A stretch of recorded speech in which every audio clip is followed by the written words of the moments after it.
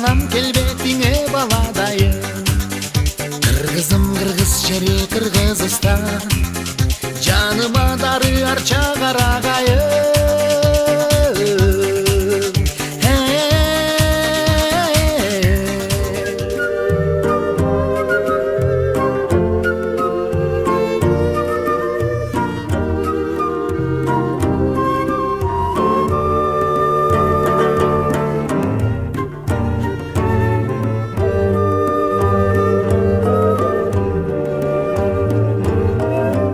Elek şair şatlanğın, alısqa saparatlanğın, kıymıldap poyuz baratsaң, yıkıldırıp üstün yaşlanğın.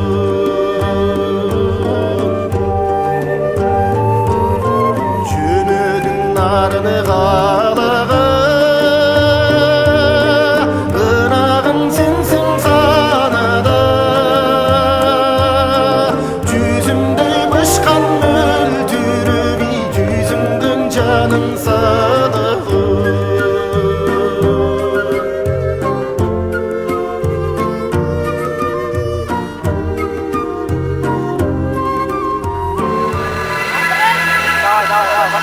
Дагы жол саламатсыздарбы?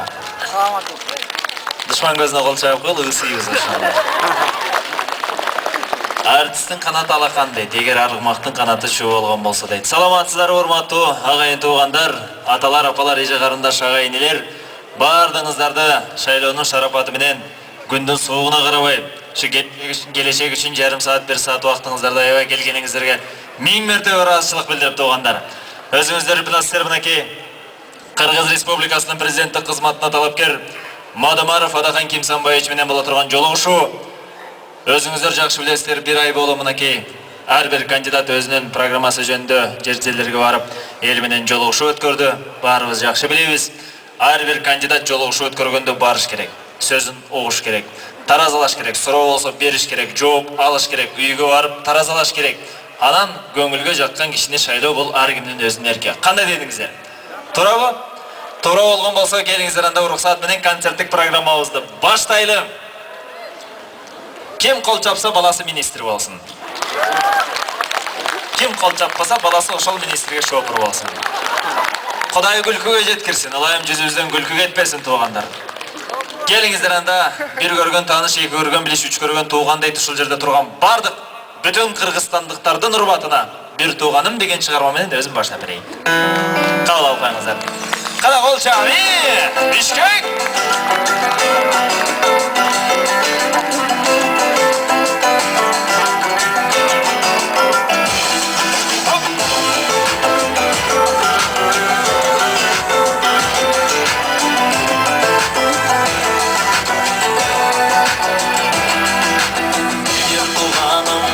Çırağım büründü, bir atadan bir eneden görüldüm. Aksı gündü bizge dergen atene, bize tügüp damanından övürdüm. Asla bu bir tuğanım, sensin bağım, bek bolsun dayım, ömür canım, bek bolsun dayım, ömür canım.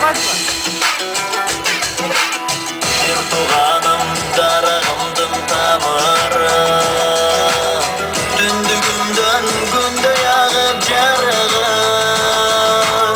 Hayda barba, kanday ömür geçirme, siler menen jürögümdün jarını. Asla bu bir tuğanım, sensin bağım, bek bolsun dayım, ömür canım, bek bolsun dayım, ömür canım.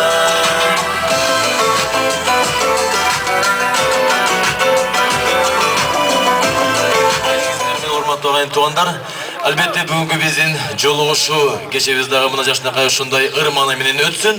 Анда эмесе кийинки чыгарма ушул жерде отурган биз силерге урматтаган татынакай айымдарга жалаң ушул жерде турган мырзалардын атынан өзүмдүн атыман белек катары тартуулап коюуга уруксат этиңиздер. Сиздер үчүн Бекбурбиевдин Ак жолукчан деген ыры жаңырсын. Кабыл алыңыздар.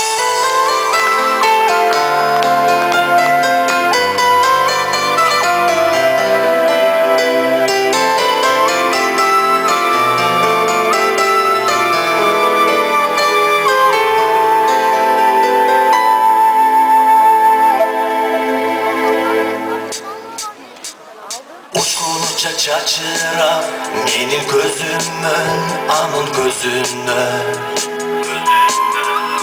Sezim ötüp bilinbey keli özümün anın özünü Üdüm bir ögüdöt o sizdi şaşılasız dayanma Asılın dep süyöt o sizdi aşılasız dayanma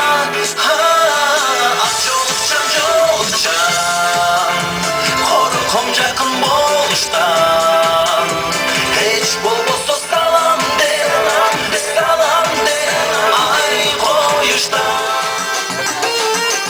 Hop! Hala Bişkek, Şamrak. Olçalar. Alma kızıl alma Çekin depin bersin sağa Denk olsun deptir köbüz köpülüp Koyduk elki gesen almanı sen Alma kızıl alma Denk bölündüm ağa sağa Çılap şirin çılmayıma Berdin anın şağa Çılap şirin çılmayıma Berdin anın çerpesin mağa Olça biraz biçilerge. Berdin anın çerpesin mağa Bari kana uşul жерден тани живота kana. Қолда тұрасыз тұрғандар, шаңдырақ. Атайын Москвадан алып берген бишілерім. Рахмат сіздерге.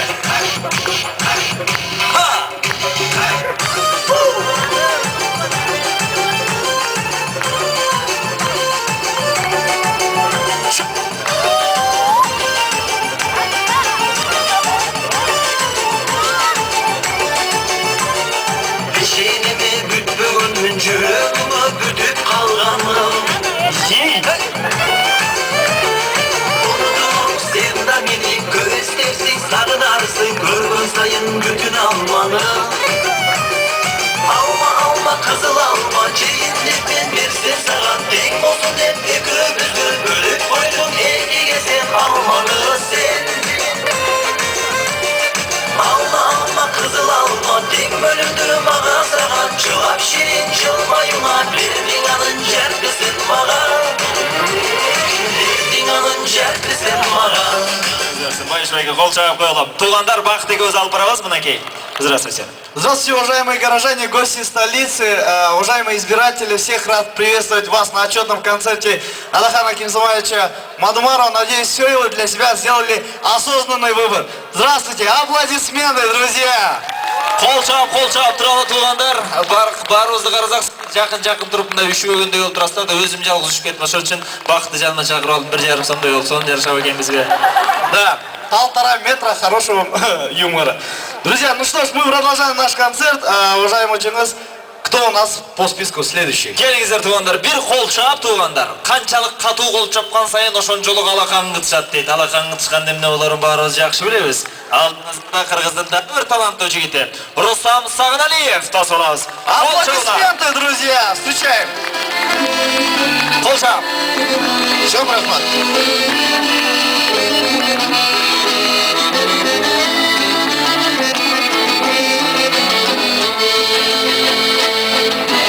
Cemalın jaz günündey nurun çaçır Açılan kızıl gülgey cidin ankar Süylegen ırdap jatkan gününden ay Jatkanday torgoy sayrap Jatkanday torgoy sayrap ay bu tanşı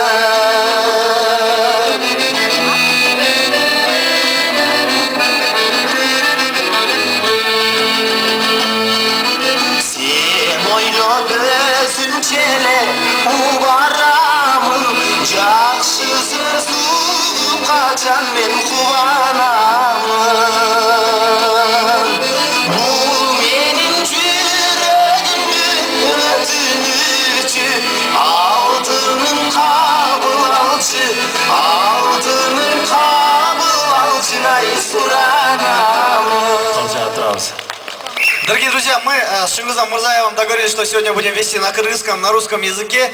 Я, соответственно, на русском, но вы не думайте, что мен орус чалыш баламын. Мен кыргызча нукурале билем, бирок бизде Кыргызстанда 80 улуттан ашуун жашагандыктан жана орус тили официалдуу болгондуктан мен орусча сүйлөйм. Ошондуктан колдосоңор кол чабуулар менен мен орусча эмете берейин, Жақсылап, баарыбыз үшүбөйбүз, достор. Дорогие друзья, давайте бурно поаплодируем. Я понимаю, немного холодно, но давайте сами друг друга греть.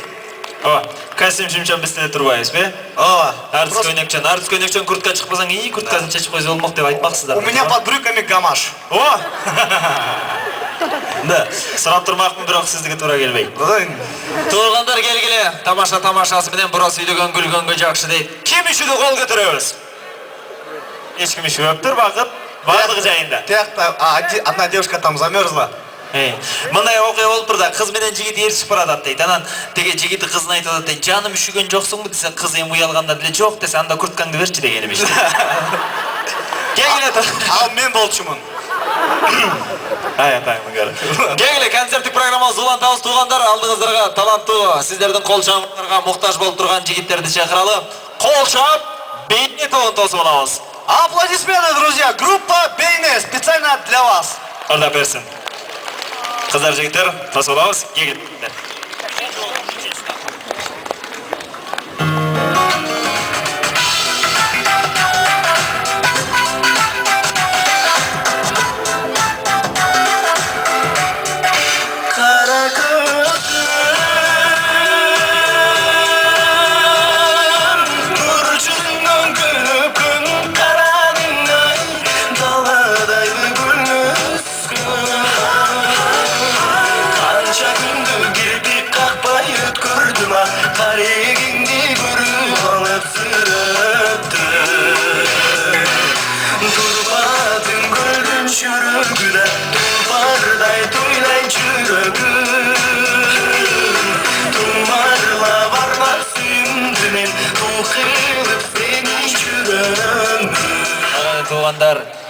Азыр болсо, мынакей өзүңүздөр көргөндөй бир аз күн суук болуп атат, эл үшүп кетти деп официалдуу бөлүккө өтүүнү туура чечтик. Кана бакыт.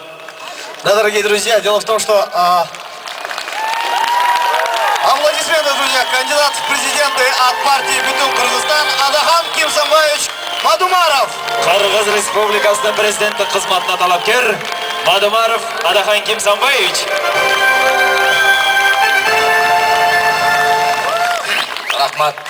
Рахмат.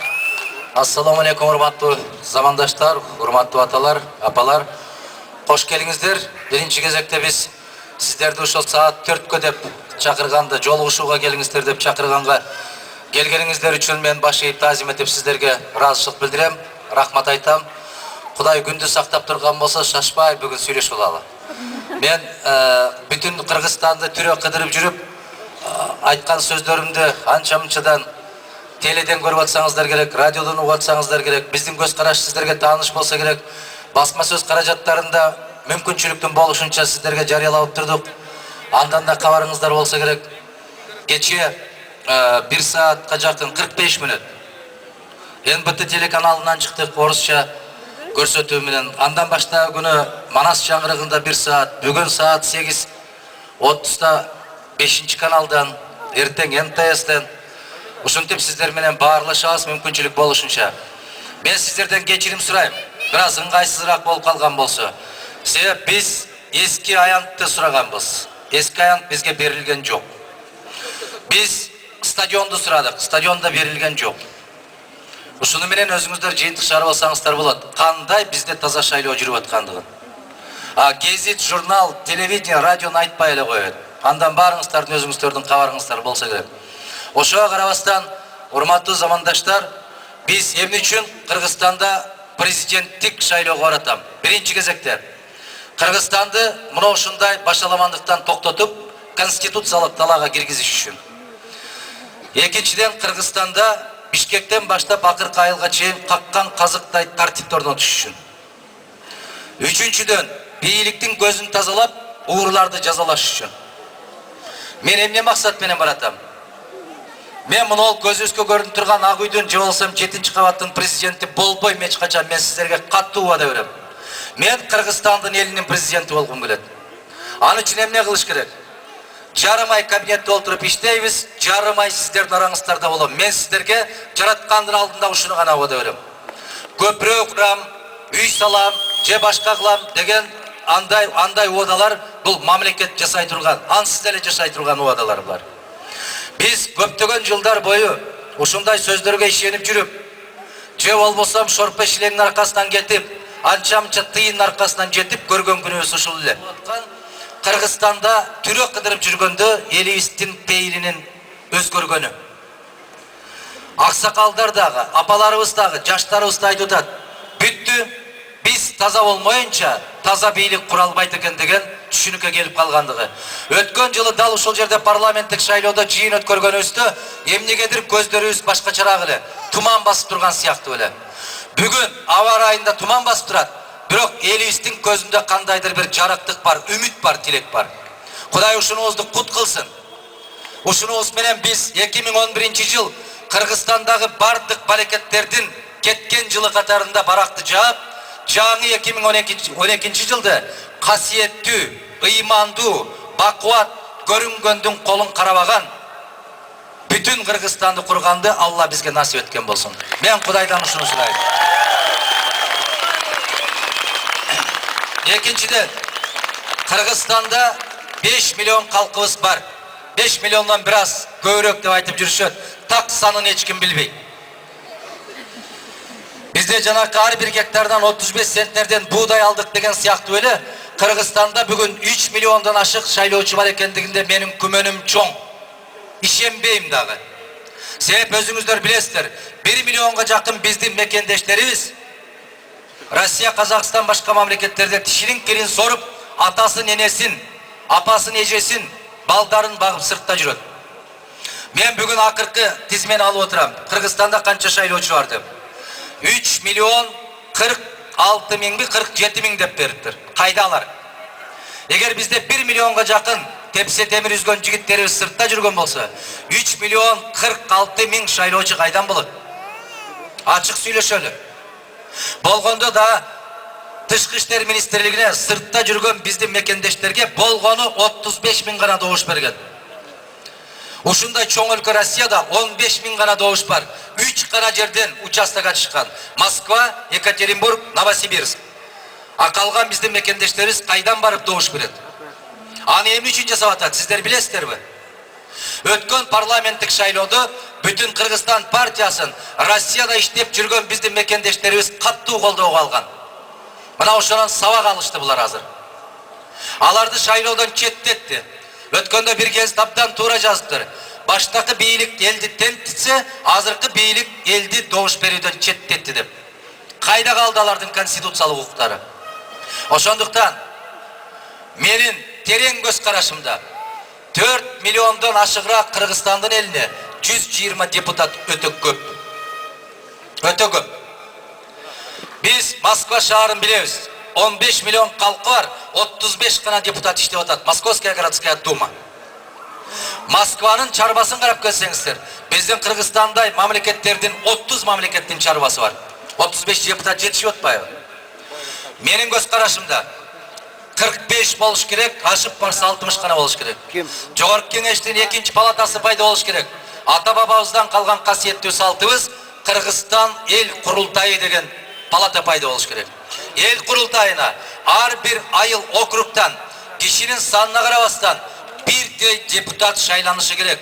Ошол депутат келгенде желкесинен француз атыр эмес, желкесинен пахтанын, тамекинин, буудайдын, кызылчанын, жүгөрүнүн, же болбосом тердеп чыккан аттын жыты чыгып турган болуш керек. Мына ошол гана элдин турмушун билген болот. Ошол гана элдин атынан сүйлөй алганга укугу болот.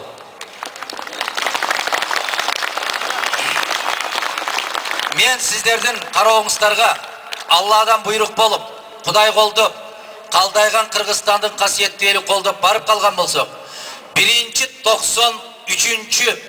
майда 93 жылы 5 майда қабыл алынған конституцияны қайра орнына қоям деп уәде берем. Аны сіздермен ақылдашам. Ошол конституцияда бийликтин бардык бутактарынын ортосунда тең салмактуулук сакталган. Президент кандай жумуш кылат, өкмөт кандай жумуш кылат, жогорку кеңеш жана жогорку сот дегендей. Анда бүгүнкү күндөгүдөй Кыргызстанды бөлүп талап алган касиет жок ал конституцияда. Биздин Сары Өзөн, Чүй областыбыз СДПКга тийген, Ош областы СДПК, Ош шаары, Атажурт, Жалал-Абад республика, Баткен республика. Бул шумдукту Кыргыздын ата бабасы көргөн эмес. Мана азыр 2 айдан бери талашып тартышып аткандары кайсыл областка, кайсыл партиянын өкүлү сот болуп барат деп тытышып атат. Токтотолу шайланайындар. Токтотолу. Биздин касиетибизге жарашпайт. Биз бүтүн кыла албай атсак, бөлө албай, жара албай кыйналышып аткандыгы кайсыл ата бабадан калган салт бул. Кудай кааласа, Кудай буйруп барып калса, мен дал ошол эл курултайын чакырабыз.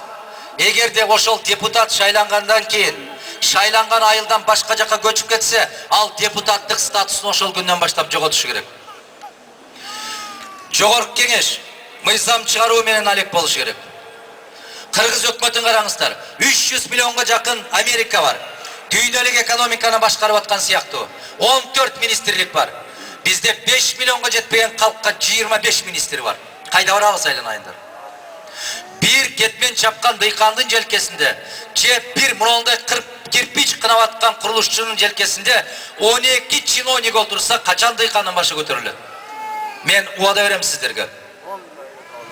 Жарым ай жумушта иштеп, жарым ай сиздердин араңыздарда жүрөм. Толук эмес 1 жылдын ичинде Кыргызстанды мен 3 жол кыдырдым. Ошол элдин касиетинен мен көп акыл алдым. Бүт бардык кеп кеңеш элдин ичинде. Эмне үчүн элди кыдырыш керек?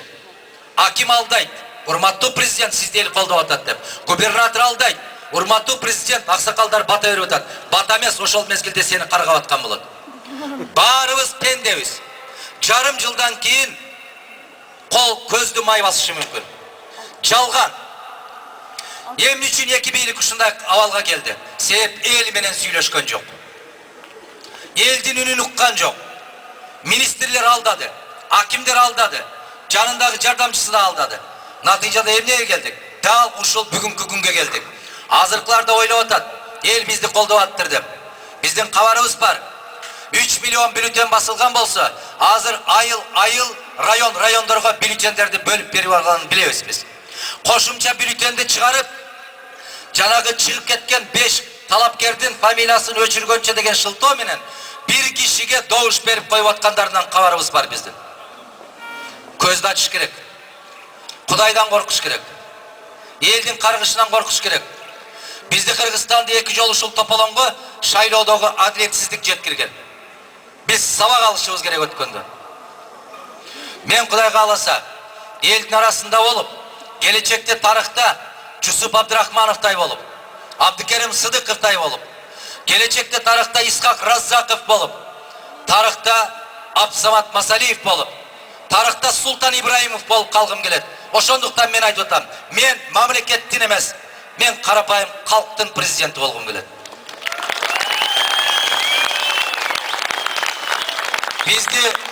Биздин дарегибизге эч ким доoma тарта албайт.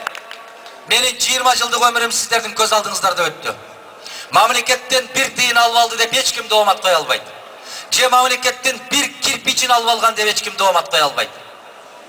Биз аркы дүйнөнүн азабынан корккон үчүн ушундайга барабыз. Пендесинен эмес, мыйзамынан эмес. Себеп мынол көрүп аткан дүйнөдөгү, жалган дүйнөдөгү рахатка караганда аркы түбөлүктүү дүйнөнүн рахатын эңсейбиз. Ошондуктан айтат, ар бир элдин пейилине жараша падыша берет деп. Эгер биз пейилибизди тазаласак, түздөсөк, жеңил желпи нерсенин аркасынан кетпесек, ошол ниетибизге жараша жетекчиге ээ болот экенбиз. Келиңиздер, пейилибизди тазалайлы. Ишенип коюңуздар, эч кимдин дасторконуна бир сындырым нанды коюп бербейт. Рызкыны жалгыз жараткан өзү берет. Ушуга ишенели. мен ыйманды бекемдейм деп баратам. Себеп ыймандуу мамлекетте мыйзамы болбосо да жалган айтпайт. Жетим жесир Мунжумаевдин карыя картаң бей бечаранын көз жашын бөөдө төктүрбөйт, ишенип коюңуздар. Тескерисинче ыймансыз мамлекет болсо мыйзамды алтын тамга менен жазып койсоң дагы эч ким кармабайт. Азыр Кыргызстан ошондой бейбаш мамлекетпиз. Эмне үчүн кошуна мамлекеттер менен биздин сүйлөшүүлөр жүрбөй атат? Себеп жетекчи жок. Жетекчи жок Кыргызстандын атынан сүйлөшө турган. Канчалык айтышпасын. Башта айтышты, президенттик, парламенттик бийликти Мадумаров алып келем деп атат деп. Биз көрдүк эки президентти деп атат. Эмне үчүн булар унутат? Турдакун Усмалиевди, Масалиевди, Разаковду, Абдрахманов, Исакеевдерди. Эмне үчүн унутушат? Биздин бейлибиз бузулган экен. Демек, ошондой эки президентке маңдайыбыз туш болду. Макулсыздарбы? Жоопкерчилик кошуп жеп коебуз. Келиңиздер айланайындар, бейлибизди оңдойлу. Ниетибизди түздөйлү. Кыргызстанда таза шайлоо өтөбү деп сурашат.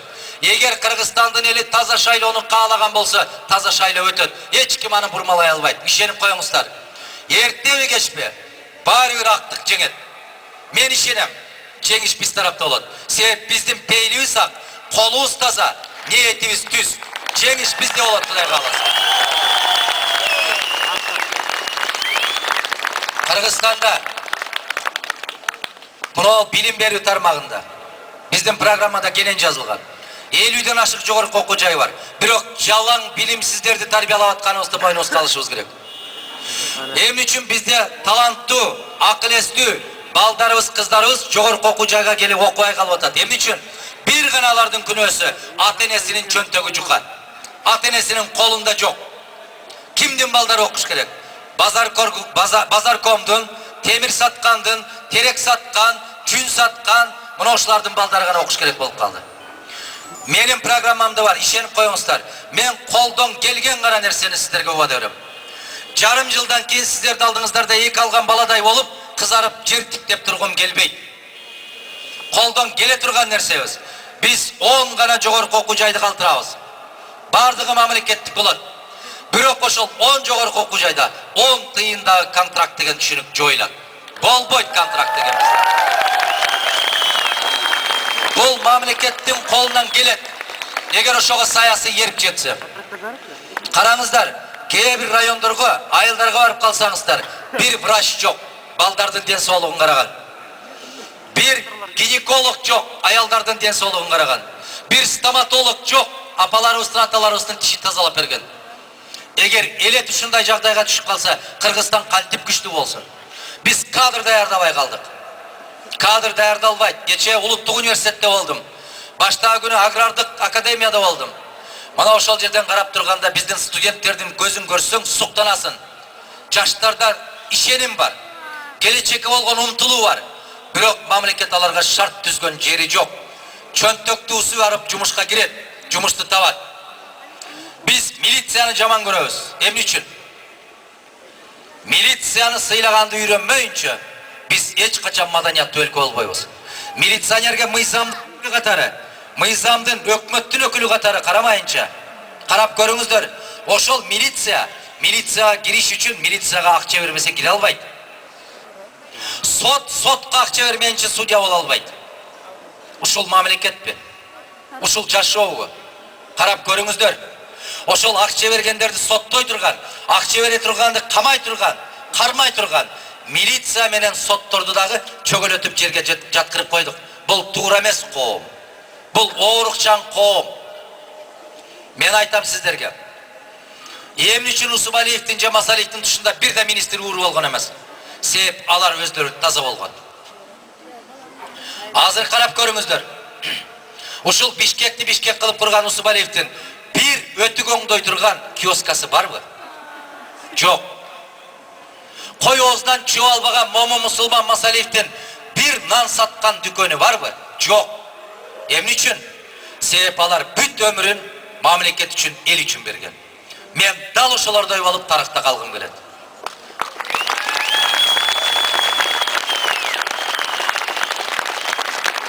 Дүйнөдө мынау жарыктыкта эмнеден корком мен? Биринчиден элдин каргышына калгандан корком. Элдин каргышынан корком. Екіншіден, бұл жерде отырған апаларымдың, аталарымдың назарынан қалғаннан қорқым. Мыңдан өткен азап жоқ түсінген кішіге.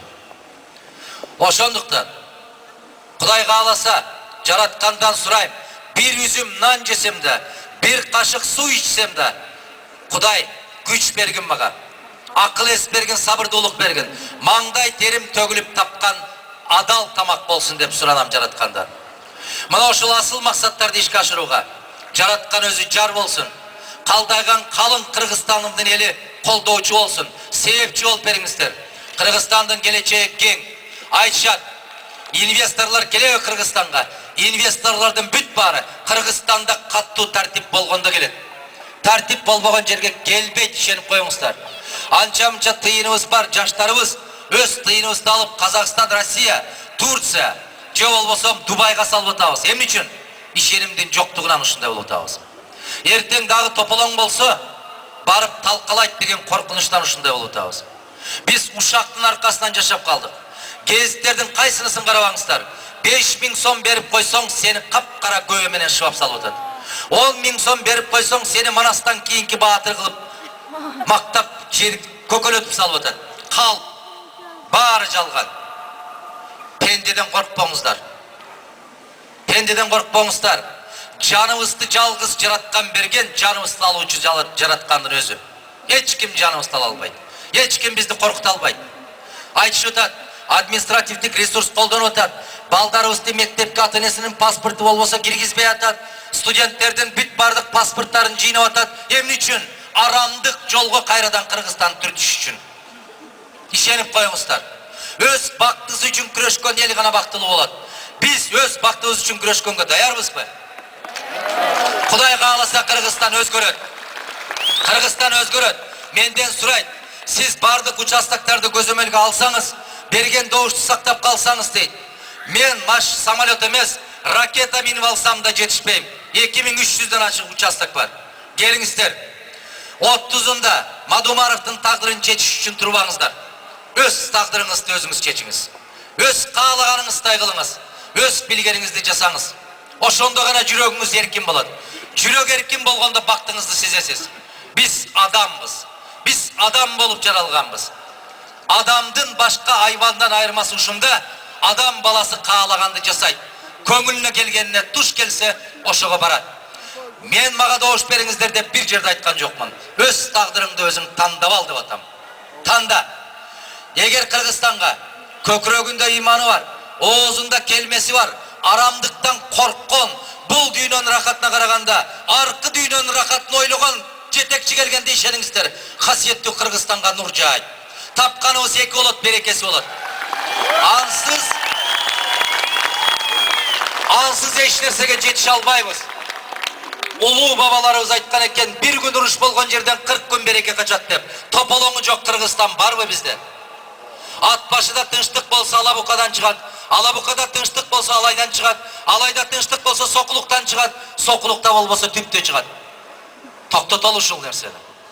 Токтотолу. Мен ишенем, мага да кыйын. Мен сүйлөп аткан сиздердин алдыңыздарда мага кыйын. Эмне үчүн? Кыргызстандын эли саясатчылардан көңүлү көк таштай калган. Ишенбейт. Баары жалган айтат. Биз тек гана туура жолду тандай албай атабыз. Мени салыштырат кээде. Сиз ушундай убада берип коюп, кийин убадаңызда турасызбы деп. Мен сиздерге жооп берем. Жараткандын алдында, пенде катарында, калдайган касиеттүү калкымдын алдында мен айткан сөзүмдө турам деп убада бере алам.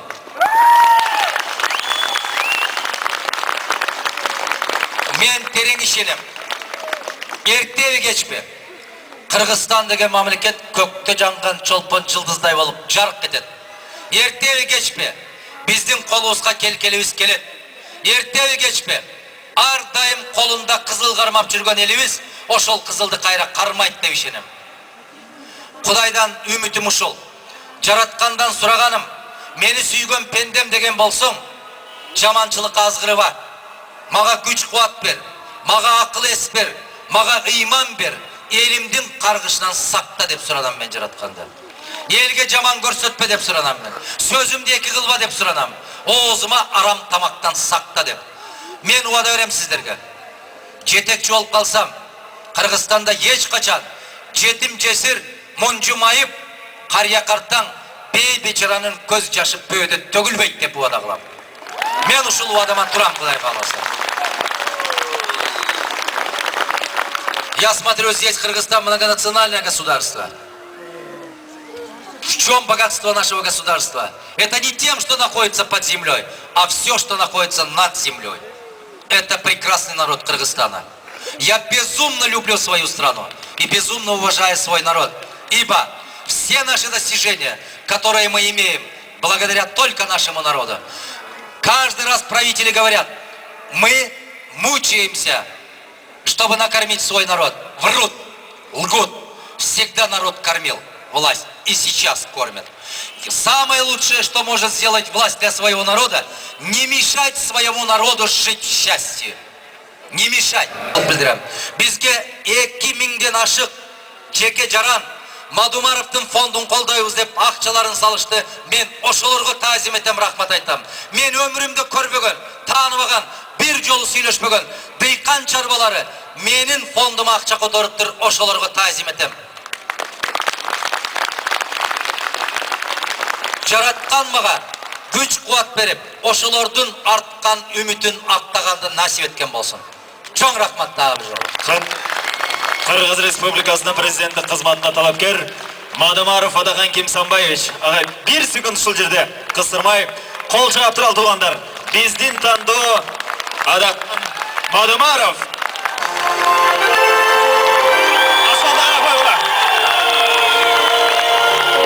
Дорогие друзья, кандидат в президенты Кыргызской Республики Адахан Кимсанбаевич Мадумаров. Аплодисменты. Саңғылыңдар жаным деп, бабалар сақтап келген айтып Кол жаап туралы тұрған ажайып бақуат Биздин тандоо Адахан Кимсанбаевич. берекесін төгіп тұрған ажайып бақуат Рахмат. Кана агай. Сауластарбы, урматтуу мекендештер, урматтуу замандаштар. Мына бул жерден биздин президенттик Спасибо, кандидат Артур Капарович. Чоң рахмат. Урматтуу аталар, урматтуу апалар, урматтуу замандаштар. Мен эми үчүн айттым, биз эң чоң, эң бай партиябыз деп. Мен жыйынга барып калсам, ошол жерден 4 эл артисти ырдап аттыр. Жолболду Алыбаев, Токон Эшбаев, Арзыбек Бедияров, Шахрат Талипова деген эл артисттери 4 тең. Мен алар менен сүйлөшпөсөм, мен алар менен келишим түзбөсөм, кантип барып ырдап калды. Мен таң калдым. Чай ичип отурганда айтып атпайбы? Биз дагы тазалыкты каалайбыз. Биз да имандуулукту каалайбыз. Биз да тартипти каалайбыз. Биз да Кыргызстандын келечегин каалайбыз.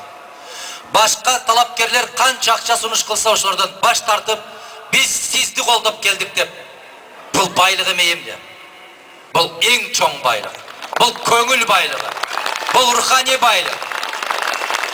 Мына бул жерде Чыңгыз бардык өзүнүн теңтуштарын, жора жолдошторун, агаларын, эжелерин жетелеп, 24 сентябрдан бери биз менен чогуу жүрөт.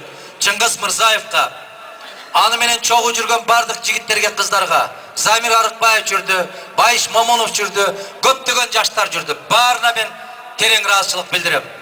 Биз менен 24 сентябрдан бери Кыргыз Республикасынын эл артисти, мамлекеттик сыйлыктын ээси, Кыргызстандын алтын үнү Керим Турапов жүрдү. Кыргызстанда Нарын областында Актала деген район бар. Актала районунан чыккан жалгыз туңгуч генерал-майор Садыров Максатбек Ажымалиев жүрдү. Кыргызстанда Союздун мезгилинен бери эрдик көрсөтүп, эң күчтүү аскер кошундарын жетектеп башкарып командир болуп жүргөн генерал-майор Асанбеков, Алымкожоев Асанбек Туңгучбаевич жүрдү. Бул киши бул жерде турат. Максат Ажымалиевич, тура бериңиз, мен айтам бир сөз. Тура бериңиз. Дагы кимдер бар, мен азыр сырттан көрбөй атам. Мына ушул Гезиттерде жазыптыр. Эмне үчүн Мадумаровду жалаң генералдар коштоп жүрөт деп. Себеп бул генералдар 25 жыл чемодандын үстүндө жашап жүрүп генерал болду. Кабинетке кирип генерал болгон эмес. Же ээлеген кызматына жараша генерал болгон эмес. Афганистанда да, Баткенде дагы көкүрөгүн тосуп жүрүп генерал болгон азаматтар, жигиттер ушулар. Мен сыймыктанам, ушундай генералдар бар. Себеп биздин башкы койгон максатыбыз Кыргызстандын ички жана тышкы коопсуздугун камсыз кылуу, Кыргызстанда темирдей тартипти орнотуу, Кыргызстандын чек арасын бекемдөө, Кыргызстандын жарандарына бейпил өмүрдү камсыз кылуу деп. Дал ушул генералдар менен биз тартипти да чыңайбыз, чек арабызды да чыңайбыз, коопсуздукта да чыңайбыз. Мен ошон үчүн генералдар бир сүйлөйт, артка кайтпайт. Саясатчы Мадумаров дагы бир сүйлөп, артка кайтпайт. Ошон үчүн пикирибиз бир. Себеп башта укканмын, эч качан бекер эч нерсе жасабайт деп. Сокулга да барбайт бекер деп. Мына ушу кишиге айтканда, мен талантты акча менен сатып ала албайм. Сизге бере турган акчам жок деп. Бу киши айтты, мага да Кыргызстандын келечеги керек. Мага да Кыргызстанда тазалык керек. Мага да Кыргызстанда адилеттүүлүк керек. Каалайсызбы, каалабайсызбы, күн-түн сиз менен чогуу жүрөм деп. 24 сентябрдан бери күн-түн биз менен чогуу. Абдылда Иманкуловго чоң рахмат. Жок, эч кандай наамга татыксыз деп. Өзү менде эмнеге сыйлык наам жок жакшы билет. Мен жандап жүргөнүм Мадумаров болсо, тигилер мага сыйлык наам берип жиндиби, туурабы? Урматтуу калайык калк, мен бул жердеги талапкер Адахан Кисенбаевич менен бүт Кыргызстанды түрө кыдырып келдик. Бардык жерде турган жерде бул жактан туруп алып бирөөлөр менден сурайт. Алке, айтчы, президенттикке кимди шайлайбыз? Жамбыл Камчиевдиби же Борончу Кудайбергеновдиби дейт. Өткөндө бир кез жазыптыр. Жамбыл Камчиев менен Борончу Кудайбергенов президенттикке ат салышып кетип атса, Абдылда ичи тарлык кылып, ичи күйүп каршы чыгып атыптыр. Дартайганы менен жаман ичи тар экен деп жазыптыр. Каршы чыкканым чын. Бирок ич күйгөндүктөн, ич тарлыктан эмес. Зээним кейгендиктен каршы болдум. Ойлоп көрүңүздөр, 86 талапкер катталды. 86. Кыргыз тилинен экзамен берип атканда көрдүңөр, арасында өзүнүн ой максатын чогултуп, жыйынтыктап айта албагандар жүрдү. Мурдун шыркыратып тарта албагандар жүрдү. Жамбыл менен Борончудан да башка президент болуп элди бакканга эмес, кайра качканга жол кирес жоктор жүрдү. Мен ошон үчүн каршы чыктым. Өзүңүздөр ойлоп көрүңүздөр. Былтыры Конституцияны өзгөртүп, президенттик башкаруу болбойт экен. Президенттин ыйгарым укуктарын ылдыйлатып, күчтүү премьер-министр кылдык. Азыр бардык нерсеге премьер-министр жооп берет деп атышабы? Эгерде андай түшүнө турган болсок, анда эмнеге премьер-министр кайра шайлоого келатат? Өздөрүнүн жазган конституциясы өздөрүнө жакпай калдыбы? Же мамлекеттин эң жогорку кызматында отургандан премьер-министр уялып атабы? Парламенттик башкаруу кылдык деп кыйкырып атабыз. Урматтуу калайык калк, парламент карапайым элде эмес, парламент өздөрү башкара албай атат. Мамлекеттин күзгүсү болчу парламент кикбоксинг өтчү спорт залга айланды. Парламенттик башкарууга карапайым эл эмес, Кыргыздын акыл эстүү деген кыйындары өздөрү даяр эмес экенин көрсөттү туугандар. Ойлоп көрүңүздөр, кимдерди гана шайлаганыбыз жок. Окумуштуусун да шайладык, байларын да шайладык, башкасын да шайладык. Булардын суранычы менен кайра конституциясын деле өзгөртүп берип атабыз. Айга карап айттык деп шариятын деле өзгөртүп атабыз. Түшкө чейин бир аким, түштөн кийин бир аким. Kimdir büröөнү kızmattan ala koysa, jetimiz çengem taptayır o şehirde. Toktaboylu bu. Tartipke kelmeyli mi tuğan? Revolüsyonda bir ayda tönkörüşte bir ayda gömkörüş mü? Kanday oldu bilmeyim. Mayranbek Osmanov'un bir çakşığırı var. Kanamın basmay kaldı, bulca şovmagan çakmay kaldı degen. Ansılarında buldur